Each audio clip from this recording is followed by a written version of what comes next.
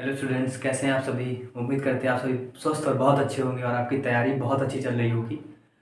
आज मैं आप लोगों के सामने लेके आया हूँ उसी की नेक्स्ट एक्सरसाइज 6.4 का कॉन्सेप्ट है ये। सारी इम्पॉर्टेंट थ्योरम डिस्कस करूँगा। Class 10th maths triangle important theorem. बच्चों, ये यूपी बोर्ड वाले बच्चों के लिए, इंग्लिश मीडियम हो या हिंदी मीडियम हो, यूपी बोर्ड वाले बच्चों के लिए मोस्ट इम्पॉर्टेंट क्लास रहेगी। बिकॉज सीबीएसई वालों से ये 6.6 थ्योरम 6.7 थ्योरम डिलीटेड है, लेकिन यूपी बोर्ड में आ रही है, तो यूपी बोर्ड वाले बच्चों को ज़रूर देखना है। चलिए, जितने हो सकते हैं मैक्सिमम लोग हमारे साथ जुड़ जाइए। अपनी क्लास स्टार्ट करते हैं हम सब। चलिए आते हैं अपनी इम्पोर्टेंट थ्योरम्स।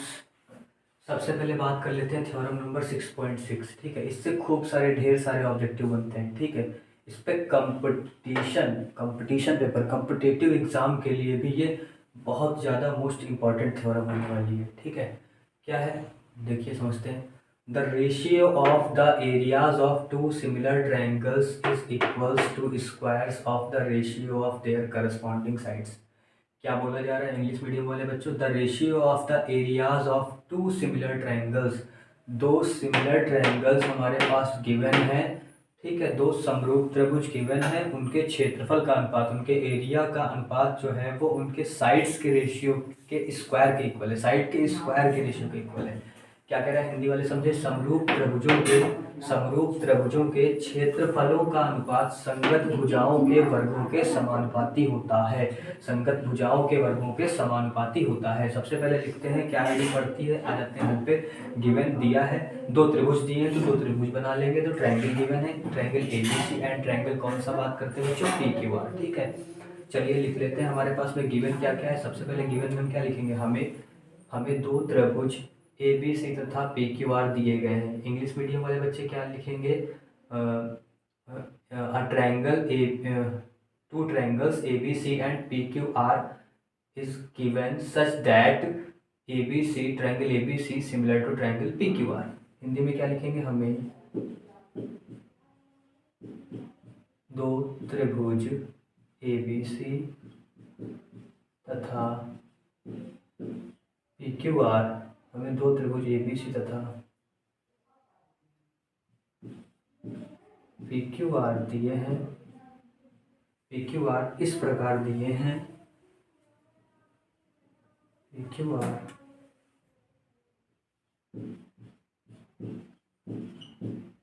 इस प्रकार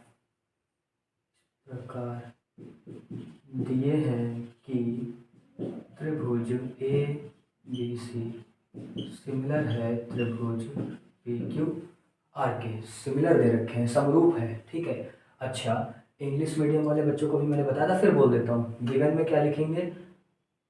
क्या लिखेंगे? Triangle A B C and triangle P Q are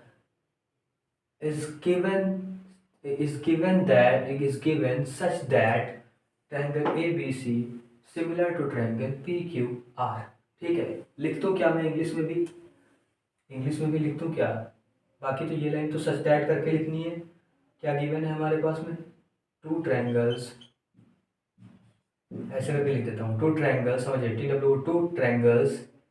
कौन कौन से ट्रायंगल है? ABC and triangle PQR are given such that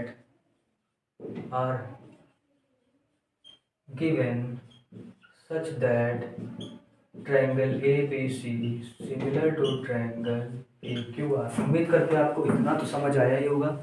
क्या गिवन है वो मैंने दोनों चीज़ों में बोल दिया। ठीक है, क्या गिवन है?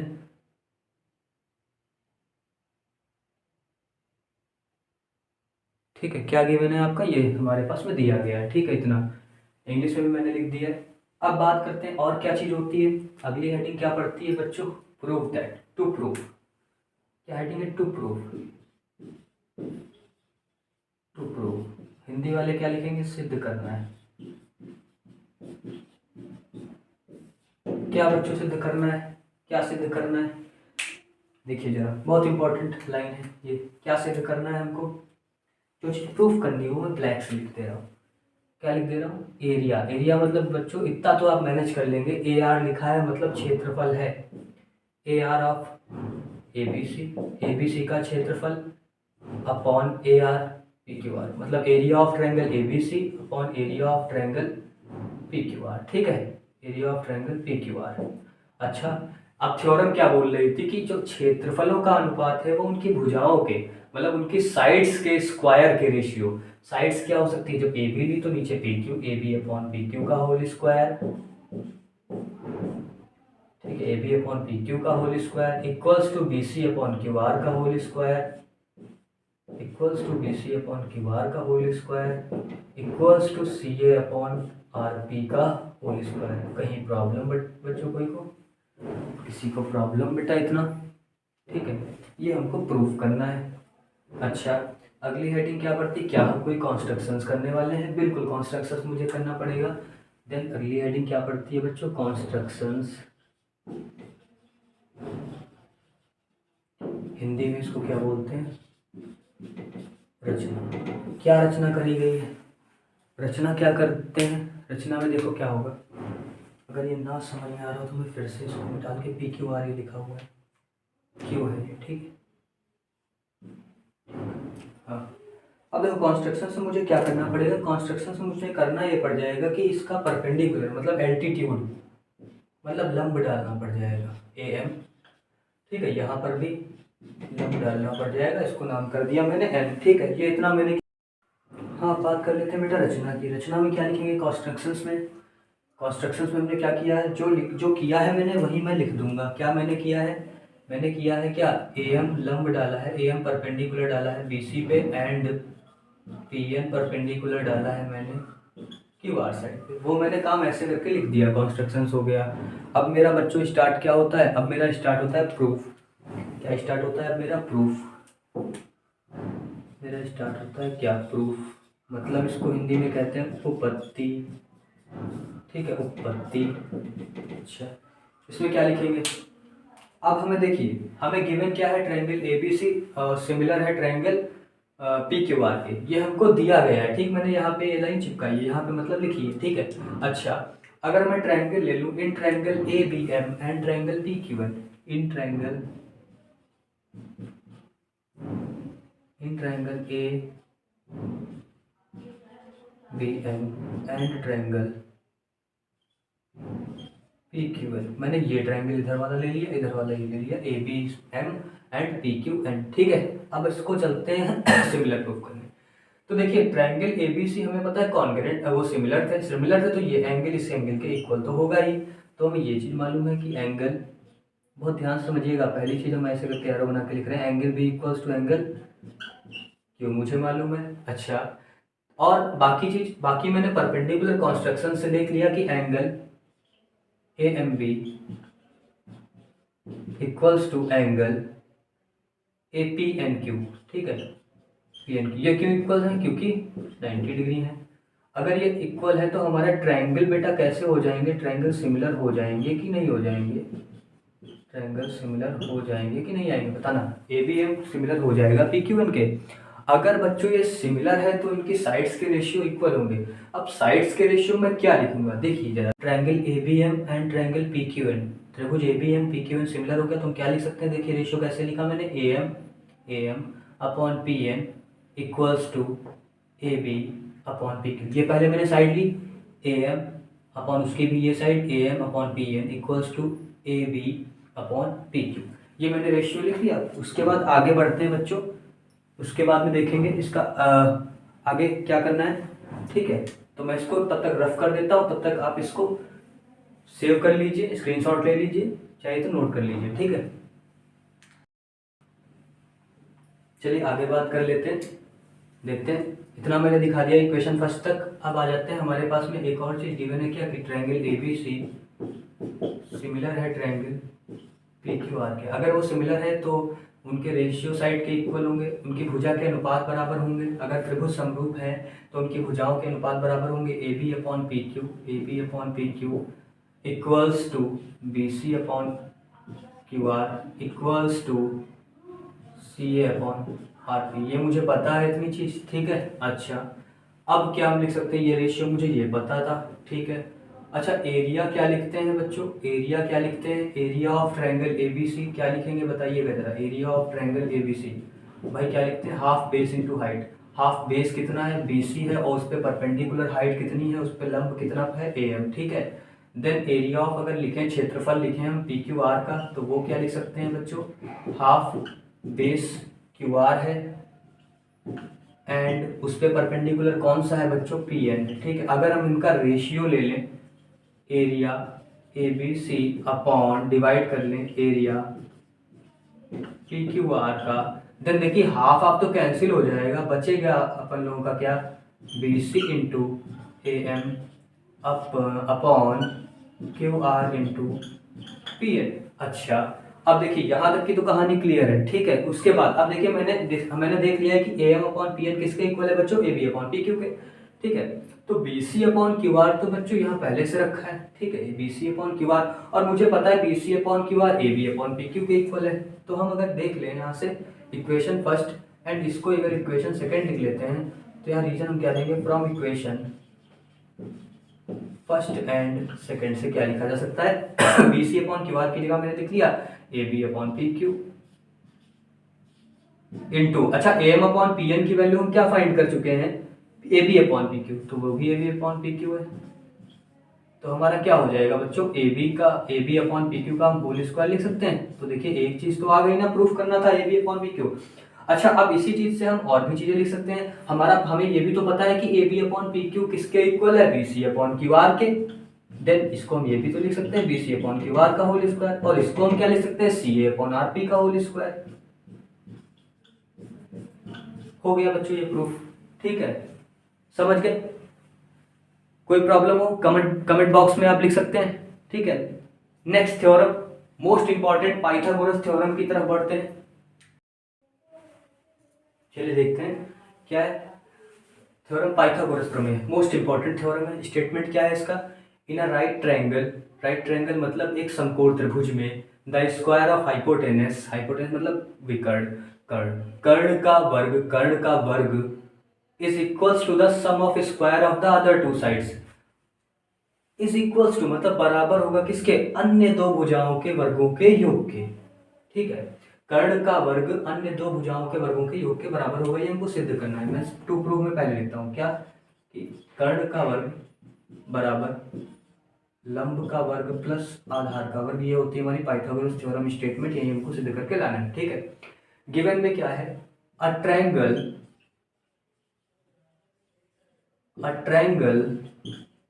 ABC are given in which मतलब जिसमें एंगल B क्या है बच्चों, 90 डिग्री। इतनी बात क्लियर है। अ ट्रायंगल ABC, हिंदी वाले कैसे लिखेंगे, एक त्रिभुज ABC दिया हुआ है जिसका कोण B कैसा है, समकोण है।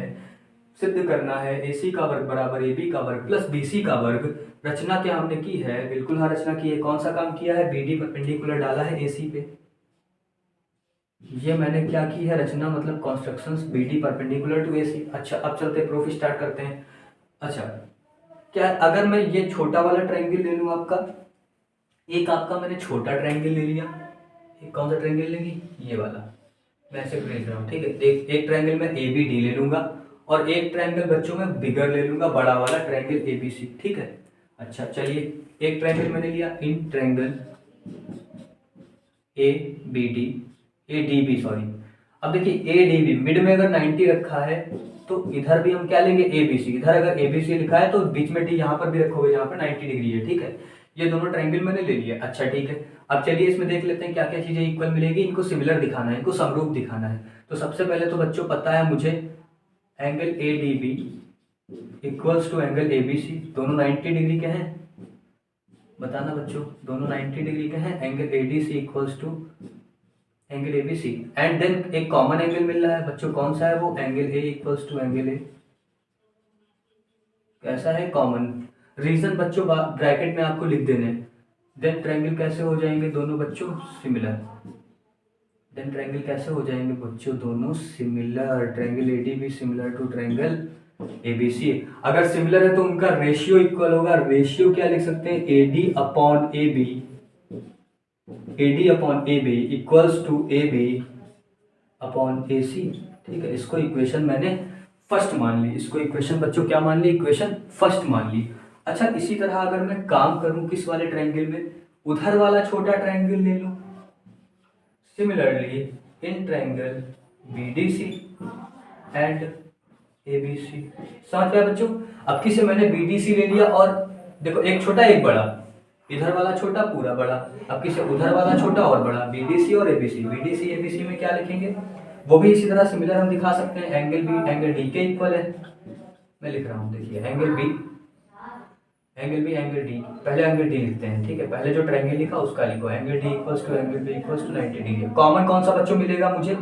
B एंगल कॉमन मिलेगा या C एंगल कॉमन मिलेगा? BDC and ABC। C angle common मिल जाएगा।